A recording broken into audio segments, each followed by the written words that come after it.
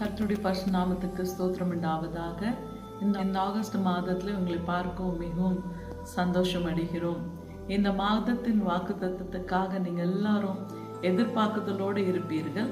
இந்த மாதத்தின் வாக்குத்தத்தத்தை சற்று நிமிடங்கள் வேதத்தில் தியானித்து பார்க்கும்போது ஆண்டவராகிய கர்த்தர் தன்னுடைய வசனத்தை கொண்டு அவர் பேச ஆரம்பித்தார். மத்தேயு 17ஆம் அதிகாரம் 17லேருந்து 20 வரலாம் தியானித்து பார்க்கும்போது, அப்பொழுது சீசர்கள் இயேசு இடத்தில் வந்து அதை துரத்தி விட ஏன் எங்களால் கூடாமல் போயிற்று என்று கேட்டார்கள். அதற்கு இயேசு, உங்கள் அவிசுவாசத்தினாலே தானே. கடுகு விதை அளவுக்கு விசுவாசம் உங்கள் இருந்தால் நீங்கள் அந்த மலையை பார்த்து அவ்விடம் போ என்று சொன்னால் அது அவ்விடம் போகும். உங்களால் கூடாத காரியம் ஒன்றும் இராது என்று மெய்யாகவே உங்களுக்கு சொல்கிறேன் என்றேன். அப்பொழுது வேதத்தை நம்ம தியானித்து பார்க்கும்போது, கடுகு விதை அளவுக்கு விசுவாசம் இருக்கும்போது மலையை போல பிரச்சனையை நம்மளால அகற்றி போட முடியும் என்று வேதம் சொல்கிறது. அதனால கடுகு எல்லாத்து காட்டிலும் ஒரு சிறிதான ஒரு விதையா இருக்கிறது.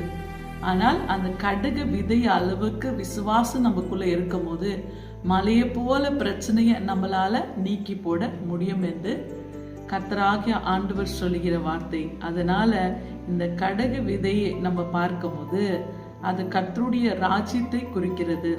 The kingdom of God is a seed. கர்த்தருடைய ராஜ்யம் கடுகுக்கு ஒப்பாயிருக்கிறது. ஏன் கடுகுக்கு ஒப்பாயிருக்கிறது என்பதை பார்க்கும்போது, அந்த கடுகை நம்ம பார்க்கும்போது அந்த கடுகுக்குள்ள இருக்கிற அந்த தன்மை அது பரிபூர்ணமாய் குன்றமா சைஸ் சின்ன சைஸ்ல தான் இருக்கும். ஆனா அதுக்குள்ள இடமில்லாம முழுமையா அது பரிபூர்ணமா இருக்கிறத நம்ம பார்க்கிறோம்.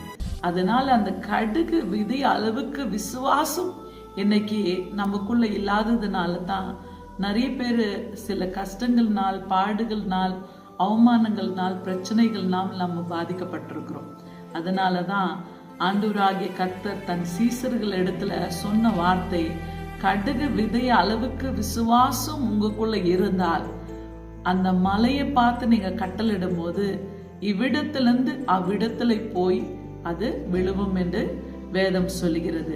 விசுவாசத்தினால நம்ம தோல்வி அடைகிறதுனால தான் இன்னைக்கு நிறைய பிரச்சனைகள் குடும்பங்கள்ல. நம்ம ஆண்டவருக்குள்ள விசுவாசத்துல நிலைத்திருக்கும் போது ஆண்டவரால் கூடாத காரியம் உண்டோ என்று வேதம் சொல்லுகிறது. அதனால தான் தன் சீசர்கள் இடத்துல அவர் சொன்ன வார்த்தை அவ்விசுவாசிகளே என்பது அந்த வார்த்தையை சொன்னார். அந்த அவ்விசுவாசி என்பது அந்த வார்த்தையை நம்ம தியானித்து பார்க்கும்போது, இன்னைக்கு நம்ம விசுவாசத்துல இருக்கிறோமா, நமக்குள்ள அவ்விசுவாசம் இருக்கிறதா? சற்று நிமிடங்கள் நம்ம தியானித்து பார்க்கும்போது வேத வாசிப்புல, கர்த்தருக்கு கீழ்ப்படிந்து நடக்கிறதுல, கடவுளுக்கு உண்மையா வாழ்றதுல இன்னைக்கு நம்முடைய ஆவிக்குரிய அனுபவம் எப்படி இருக்கிறது? பாவத்துக்கு எதிராக நம்ம ஓடிக்கொண்டிருக்கிறோமா? உலக பிரகாரமான காரியத்தில் நம்ம கட்டப்பட்டிருக்கிறோமா? ஆவிக்குரிய அனுபவத்துல எப்படி நம்ம வாழ்ந்து கொண்டிருக்கிறோன்னு நம்மளே நம்ம ஆராய்ந்து பார்க்க வேண்டும். ஏன் அந்த கடுகு விதையை ஒப்பாய் சொல்லி இருக்கிறார் என்பது பார்க்கும்போது, கடுகு விதை என்பது சின்ன ஒரு விதை தான், ஆனால் அதுக்குள்ள இருக்கிறது பரிபூர்ணம். இன்னைக்கு கிறிஸ்து இயேசுவுக்குள்ள நம்ம எல்லாரும் பரிபூர்ணமாக்கப்பட வேண்டும் என்பது, இயேசு கிறிஸ்துவானவர் தன் இரத்தத்தை சிந்தி, அவர் காயப்பட்டு, அவர் தன் ஜீவனை நம்மளுக்காக பலியாய் கொடுத்து நம்மளை எல்லாத்தையும் அவர் பரிபூர்ணமாக்க வேண்டும்.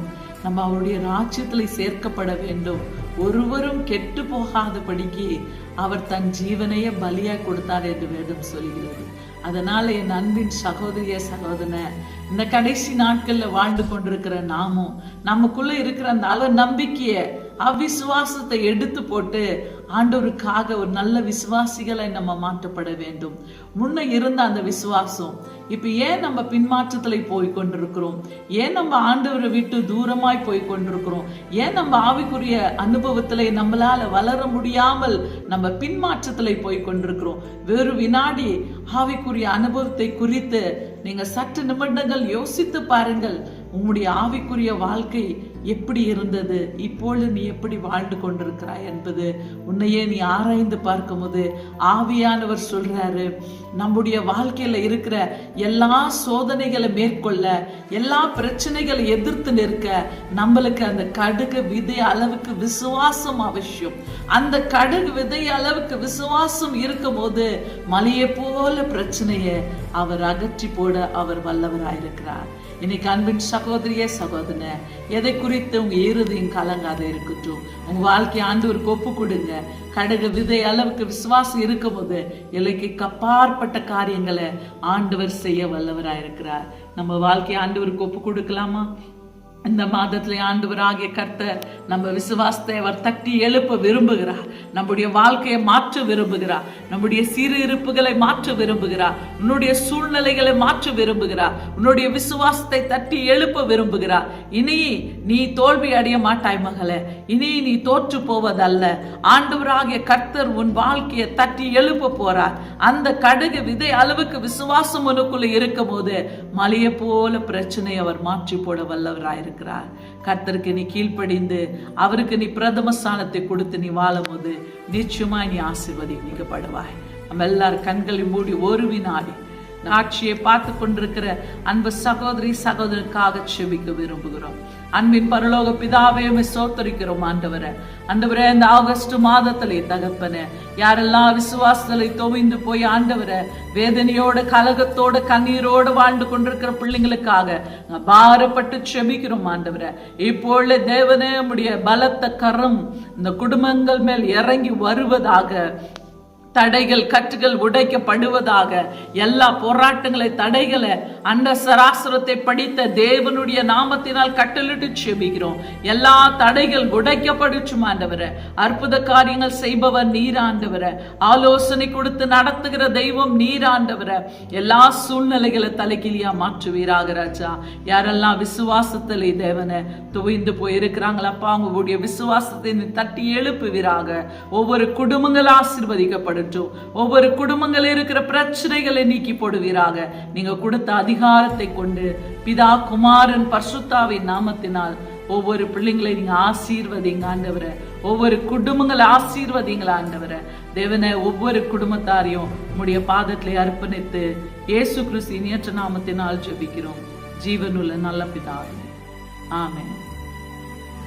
Praise the Lord. God bless you. God be with you.